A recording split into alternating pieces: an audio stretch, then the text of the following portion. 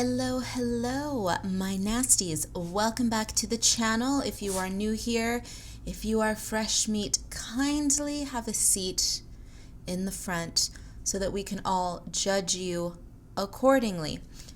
So today we are going to have a little chit chat about playing around in your sketchbook, and if you haven't done so already, playing with watercolor markers. So this idea came about because it's raining outside. It's a magical experience when it rains out in the desert because rainy days can come and go in an instant. It can be storming one day and then the next day it is warm and clear outside. It's crazy. So it's raining and I was playing with watercolor markers, and it just so happens that when people ask me, "Hey, Karla, I'm trying to get into art. I don't know where to start. I want to dabble into paint, but I'm a little afraid to do it." So this is what I would recommend. Watercolor markers, 100%. It is the beginning of the year right now, so I'm assuming that some people have probably purchased a sketchbook and they have yet to open it because they are dealing with that brand new sketchbook anxiety. We all know the feeling. You open it up, it's a brand new sketchbook, and you think, oh no, I don't want to ruin it. Well, I don't want to quote unquote ruin it by using it, which is ridiculous because the purpose of a sketchbook is to be used. Now, I am not the mama bird who is going to fling you over a branch overlooking the ocean, but I am 100% the mother vulture who's going to push you out of a bush into a kiddie pool. Tough love, but not too tough, but just tough enough is what I dispense over here. So if you have a new sketchbook, and this, you don't necessarily have to use a brand new sketchbook for this. I'm just trying to coax those of you who are a little bit more timid, a little bit more anxious about exploring your creativity into doing so. So if you're one of these people who has a new sketchbook lying around, you haven't used it yet, maybe you're afraid of ruining that first page, ooh, spooky, scary, cheat a little bit. Open it up to a random page and start there. Okay, so let's talk about using watercolors in a sketchbook. Now, I have been using watercolors for many years now. Watercolors are my favorites. I used to be an acrylic monster, but when I moved to the desert, I found that using acrylics was going to be an expensive and heartbreaking hobby because my paints were constantly drying. So I said, okay, no more acrylics.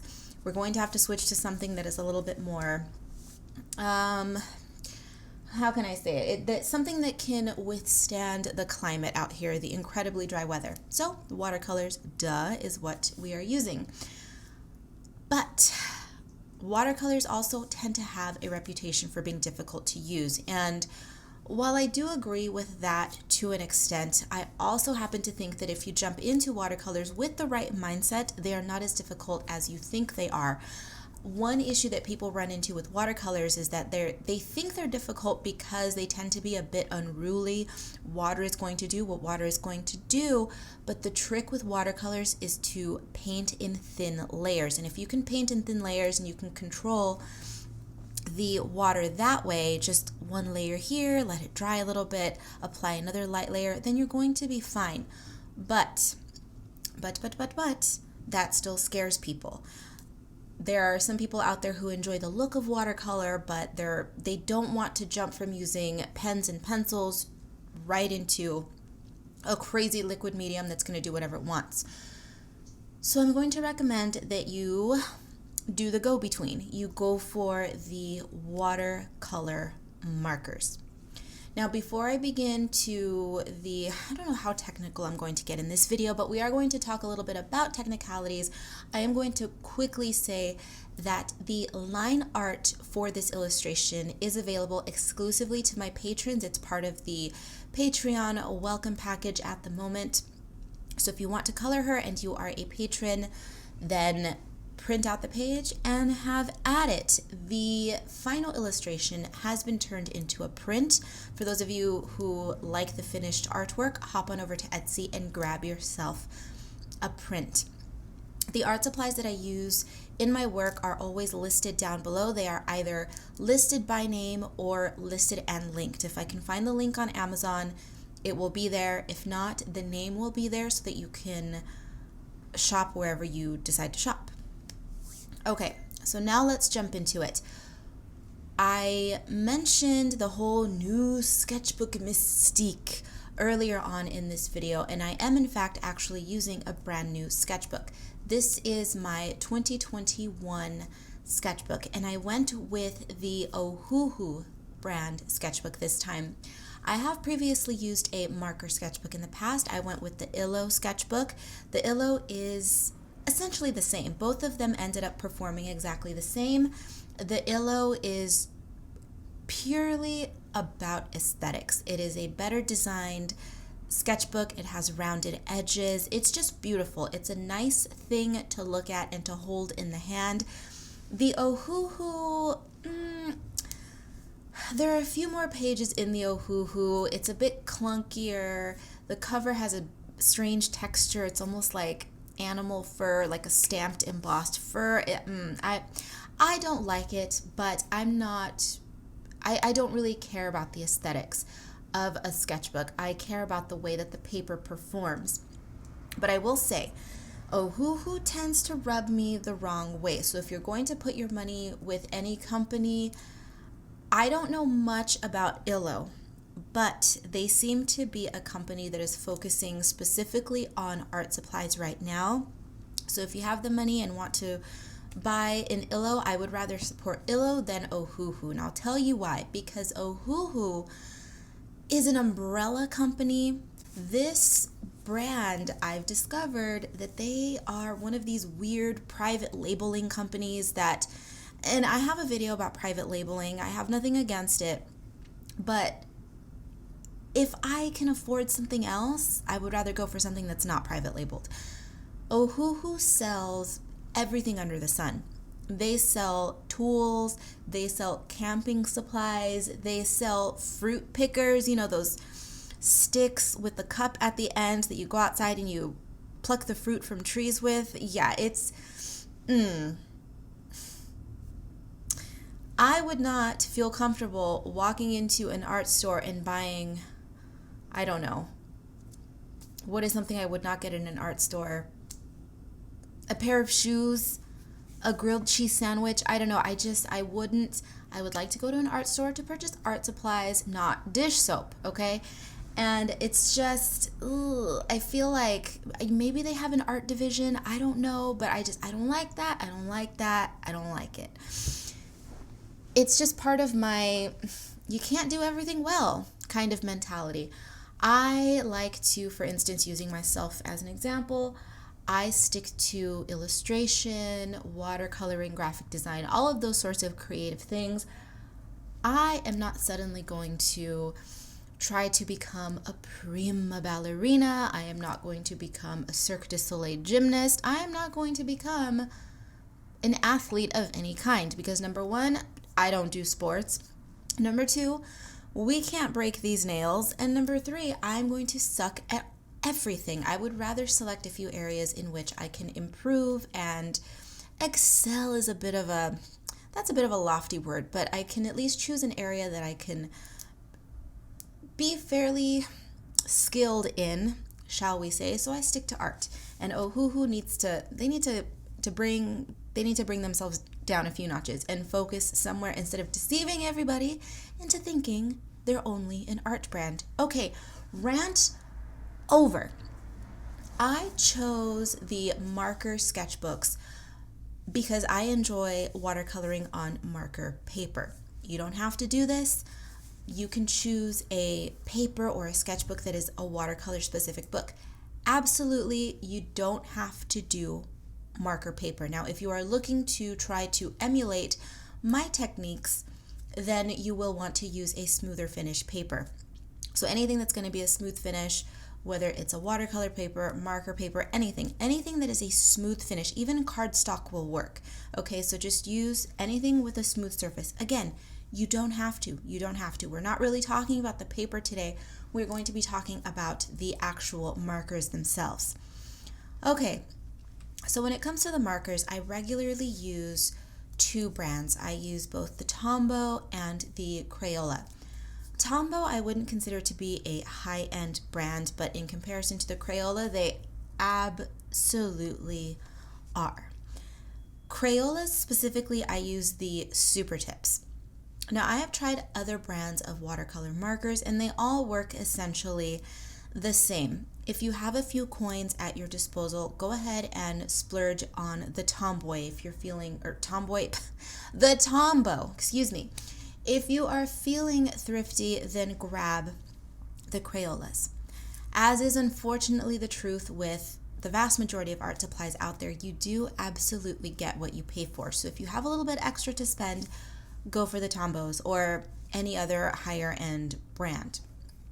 The Tombows do perform better. The colors are a bit more vibrant, but the Crayolas are absolutely nothing to sneeze at. I still reach for them every now and then when I'm sketching, so I'm still going to use them. I enjoy them. That said, I would advise that you do not purchase any sets of markers from, say, a dollar store.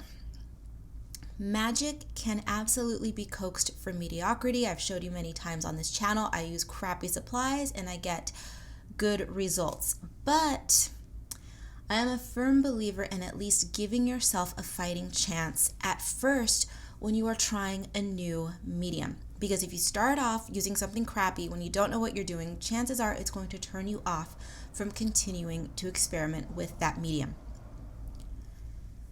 As a general rule of thumb, I think that it's better to begin with the best that you can afford, and then as you begin to get acclimated to the medium, as you start to learn what you like and what you don't like, then and only then you will know what you can get away with in terms of shifting down in quality. So start high and then start mixing in some cheapy cheapos and just work yourself up into figuring out what works, what doesn't, so that you can mix and match high quality and low quality. I hope that makes sense. If you have no experience at all with watercolor markers, let me give you the quick watercolor marker 101 for the uninitiated. So what they are is essentially water-soluble ink markers. Watercolor, the term quote-unquote watercolor when it comes to markers, is a bit of a misnomer because frankly, any ink that is water-soluble can be technically considered a watercolor. But I am not here to be a naggy technicality devil. If you are opting for any markers that are not specifically labeled watercolor, you need to be careful. They need to be, any marker that you grab is not necessarily going to be water soluble. Say for instance a Sharpie. So you need to make sure that the package of markers says either water soluble or washable on them. I have made this mistake once with the Crayolas.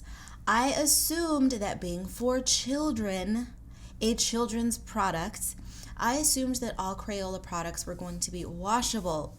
No. Nay, my fiends, that is not the case. I created a sketch, and when it came to applying a water wash on top of the colors, they were not jiving in the way I expected them to. They bled a little teeny tiny bit, but it wasn't working. Turns out I grabbed the box and they were not labeled washable. Why products that are created for little bratty children who enjoy writing on themselves, writing on the walls, writing on each other, and making a mess of everything, they're not washable? What the hell, Crayola? But I learned my lesson, so even if you're buying Crayolas, make sure they are the washables. Now, the Super Tips are, just so you know, they are. I like the Super Tips because they're a thin tip and they come in large boxes for low cost. They're fantastic. So when it comes to technique, now we're going to discuss technique. When it comes to watercoloring with markers, there is no right or wrong way to go about it. Some people prefer to apply a light water wash prior to adding color. Others prefer sketching and then applying the water, and others, myself included, prefer a little bit of both. Watercoloring for me is mostly an intuitive process. I don't have any set technique. And when I say intuitive, I don't mean intuitive in a spiritual, woo-woo, let me consult my crystals sort of way. I mean it more in a circumstantial, hey, I kind of like what's happening here in this corner with these colors of the page, so I'm going to do this technique over here on the other side of the page, and then, oh, I like this little happy accident that's happening up here with the markers I used up here, and then, oh, we'll figure out how to blend them all together, and, oh, happy accidents all around, I love it, blah, blah, blah, blah, blah. That's essentially how my mind works when I'm painting. True story. My process is very much one of those oxymoronic controlled chaos situations.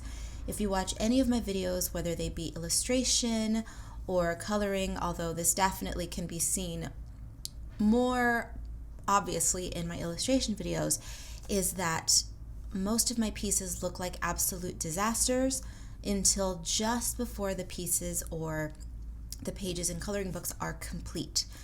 I have come to trust in my process. I know that they're going to look like a hot mess until they're done. Is every experiment going to be a success? No. Sometimes I know that early on. Sometimes I discover that that's the truth. Later on in the piece, it is what it is. Of course, there's no fun in jumping into something creative with the expectation that it's going to be perfect. What's the point? What's the point? If you set yourself up with these unrealistic expectations, you're going to get anxious and you're just not going to enjoy yourself. And that defeats the entire purpose of having fun and making a mess in your sketchbook. So, if you have been itching to try something new, if you've been wanting to get into watercolors and are too afraid, if you have a new sketchbook sitting around, or perhaps it's an old one that you've had sitting around that has been untouched, here's something for you to do. It is currently winter time. You may be watching this video months from now and it will no longer be winter, but the messages still apply. If you're bored, if you're trapped inside, which most of us are at the moment, because of nasty, pestilent Miss Rowe, well, now's your time. Now is your chance to pull out the supplies and try something. Is there anything else I need to say before I go? Oh, the line work. The line art, which is to say everything that is in the black ink, make sure that you use a pen such as a Micron, or if you are a dip pen user, go for a India ink. India inks are generally permanent ink. So the line art is where you want to make sure that you're using an ink that is not water soluble. It has to be permanent or it is going to bleed. Now, if you are wanting to achieve a grungy, bleedy kind of effect, by all means, use a pen that is not permanent. But if you are trying to replicate the techniques that I am using, make sure that you use a permanent ink. Okay, my nasties, I am done flapping my gums for now. If you are in a creative slump, do give this a try. It's fun, I promise. Watercolors are not as scary as they appear to be, especially if you try markers. I promise, you'll like it. Take a look down below, everything you need to know, links to my socials, to the art supplies, etc. All of those lovely things will be down below. I'm taking off now. Be bad, be good. I don't really give a damn what you do with yourself. Just come back in one piece, and I will catch you in the next one.